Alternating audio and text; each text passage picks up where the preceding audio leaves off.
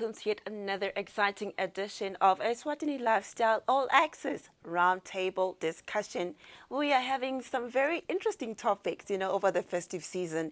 And what more than to talk about, lifestyle and different aspects that come with lifestyle. In today's edition, we are going to be talking about and unpacking the big word, finances. So we are talking financial lifestyle to help us unpack and to understand what financial lifestyle is, how we need to plan for our money, how to use our money.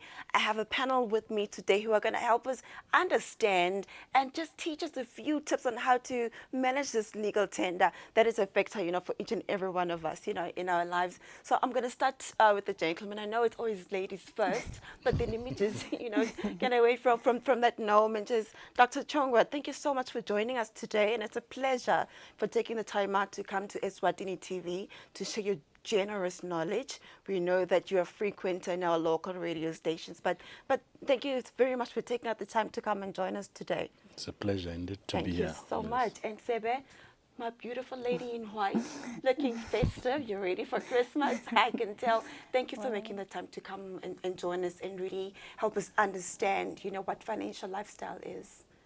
My pleasure too. Great stuff. I'm so happy to be amongst two very important people that have really made it and have really got to a point in their lives where they understand the language and the know-how of how to manage finances. Because we need to ask ourselves these serious questions. How do we manage money? We need to know, how do we handle, debt? Because that's a big one. Debt is just everywhere. And how do we buy stuff? Should you buy stuff because we need them? Do you buy stuff because it's fun? I have the money, so why not? That's your planned, and your unplanned, way of spending money. And then looking at your current status, financial health, where is it? And unpack what it is really. So without wasting much time, I know with the experts that I have with me today, like you, Dr. Chongwa, you are a man that today, I want to just say congratulations quickly. We have a wonderful book, that you've written, The Art of Becoming Financially Stable. This is great work. Congratulations on that. I will start with you. And then let me just ask you a very important question. What is financial health? Financial health is basically the social, emotional balance of one's perspective towards money. Right. It is a holistic collection about money, your emotional aspect, even your physical aspect, your intellectual aspect. It all brings together how you look at money and how you interact with money. How are we supposed to be looking at money and really interacting? Because we see dollar bills, when you see the notes, Yeah, because I'm saying this because money has got an element to affect your mental health. So that's the perception side of money. True. So that is health on its own. Right. The way you perceive money, the way you wait for your salary, the way you bank on promises, the way you look at credits. Come on, yes. So that's a mental issue on its own. Right. There are some people, just when they see money, they begin to behave in a certain way. So Guilty. So it has got an element of mental health. And not only that, also it has got an element of social health. There are some people with money, and when they are carrying money in town, you can basically know that they have money. And not only that, the whole community can know that they have money. There's money there. So that is an element of social health. Right. So we talk about the issue of the intellect, the social aspect, the psycho aspect as well. So it is an interwoven, it's a very holistic concept when we talk about financial health. Right. Yeah. Excellent, Dr. Chongwa. We are getting there. This is a very interesting and a very serious topic. I think it's long overdue to really unpack this. And I think the timing is great because, look, we are going into festive season and we all know what happens. Festive season, we tend to overspend. Precisely. I'm going to come to you, Sebe. You're a person that does a lot of public speaking. You're also an entrepreneur. And loving it, you sell a lot, so you interact with money, on a daily basis, I must say, and customers, at that as well. So what are the signs of a strong financial, or maybe I should say, the signs of strong financial health? What are those signs? Wow. Well, for me, like I'm grateful to have interaction with Dr. Chungwa. I think the financial aspect of having strong character in money issues will be discipline. Yeah. For me, discipline is key. Yes. But yeah. you just don't adopt discipline just from anywhere. Just about anyhow, Just because about I anyhow. just wish it was that easy. And Yeah, it's so you not. grow with discipline. There's so many elements that you need to put in place. Such as, we can probably just give us one or two of those elements. Like Dr. Chunga has mentioned, it is so interwoven in terms of your social and also your physical. And it goes with so many things, also emotions as well, because like he says, you can see someone who just maybe won a lotto. You change the way you walk, or you change the way you even talk, or you interact with your peers around. True. So the art or the strong hold to it, it's more to become disciplined. Yeah. I still hold in the health of becoming disciplined. And how do I get this discipline? You know, because I think that's one of the first steps. You know, Dr. Jongo and you, Sebe. How do I get there? What's the first step for that discipline? For me to start getting better at discipline when it comes to money. If you read this book, Yeah. there's actually a chapter on that in this book, which basically talks about financial discipline. Yes, yeah. Just a little highlights. If you can just read that, the top Yeah. part, maybe. It's basically financial, but I want to go straight into defining what discipline is. Let's start there. Then we can relate it to finance. And then incorporate it into finances. Yes, I understand. I hear Discipline you. is the ability to do something because it should be done, regardless of the circumstances that are surrounding you at that particular moment. That is discipline. And Right. it should be done. Yeah. Yes, and discipline starts at a tender age. Yeah, even if you Right. don't feel like doing it, but it must be It done. has to be done. Then you are disciplined. Right. So in the language of finance, discipline can be illustrated with a situation: somebody goes to the shop to go and buy soap, washing soap. Yes, yes, Dr. Chungwa. But you come out of the shop with soap this side, Yes. And a whole, some juice this side, exactly.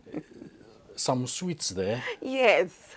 then that is not discipline. Wow. Even if okay. you walk in a shop, you hear people ringing a bell that things are discounted here. Yes. then- Wow. no. Wow. This whole Yeah. chapter, I basically did a research and understand why is it that you write your budget, but somewhere along the way, when you come back home, you have discovered you've bought things which were not on the budget. Yeah, then that's a problem. That is an Budget is a indication- big word, Very and good, budget very is a good. whole chapter, I'm sure, in your book as well, and generally a whole topic, you know, on its own, you know, of the whole duration of the show, because it's such a key thing to understand.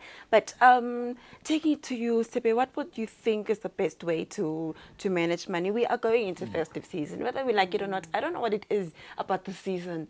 You know, we get very excited, you know, which is the emotional part of it, of the finances, as you Yes, mentioned, yes. Dr. Chongwa. We get excited, and other people are so blessed with the 13th check, and therefore, you know what, I've got a little extra notes, you know, no, you know, dollar bills, that type of thing. So how do you manage money? What's the best way to manage money? Should I keep it in the house?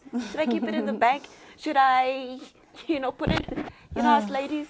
Like you were mentioning, I think we are in a very different aspect here, since we are with the male space here and we're females, and we react different We when it operate comes differently. to money. And like you're talking about festive season, it's cultural.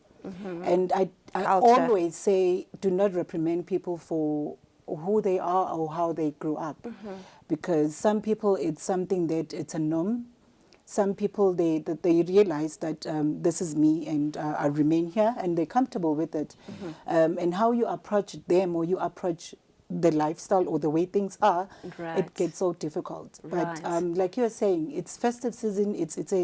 There's a feeling, you know, it's just in the atmosphere. vibe. And Yeah. one time I was just driving through town, and I'm like, but where do people get this money? Like it was a Black Friday, I think last week Yes. or 2 weeks ago. Yes. Because I worry, not that I don't have, well, I don't have much, but I have what I have. But the rush that I see on people's eyes, and they get into shops and the line is so long, and I'm like, They're wow. patient. They where stand are in these those people in getting those this long money lines. from? Because Black Friday, I think it happened before we even got paid. Yes. And I was, so Yes. those are the things that triggers a disciplined person. Yes. Not that I don't get to a shop and then buy chocolates, I do. But I've learned to say, well, there are some things that you cannot then reprimand yourself and be hard on yourself for. Yeah. But there are critical things in your life that you set forth and say, this, I'm not going to do, this, I'm going to do. Yeah. And as long as you are able to stick on principles True. and your values, then you are able to balance yourself. I guess that's where we can also talk about, the planning and the managing of the finances. These days we have stockpiles, where it's mostly done by us ladies. We save money for the whole year. Either we then, do this, get your money, or we do the shopping. Because we're thinking, this will last me for the whole of the following year. I'm going to be comfortable. So would that also be considered as managing money wisely? I'm going to throw it on the floor. Anyone can take this one. First of all, you cannot manage something that you don't know. My You cannot goodness. manage something that you don't understand. My word. So if you don't understand the psychology, the science behind money, the art behind money, you cannot manage money. Right. This is the reason why most people wonder what is happening with my money. Perhaps it's muti. Yes. It's because you have not understood its power. Right. In fact, it's a pity, end of this month, there's a book coming out. It basically talks about the power and the glory of money. Right. Yeah, that's a book that I'm launching. And Okay, I was- excellent. By Dr. God's grace, Chongwa. I'll be doing a book signing. Okay, great. We In need that to book, note that. that book, it's purely a research, a psychological, social research. This is much on the aspect of economics, but that book talks about psychological aspect of money. So when we talk about managing money, it begins with knowledge. Wow. That is why you get the 13th check. That 13th check, it was not there. It wasn't, yeah. It hasn't been It hasn't added been there to the you. whole. Yes. But how come you squander it so ravenously, such that as if you were not getting paid?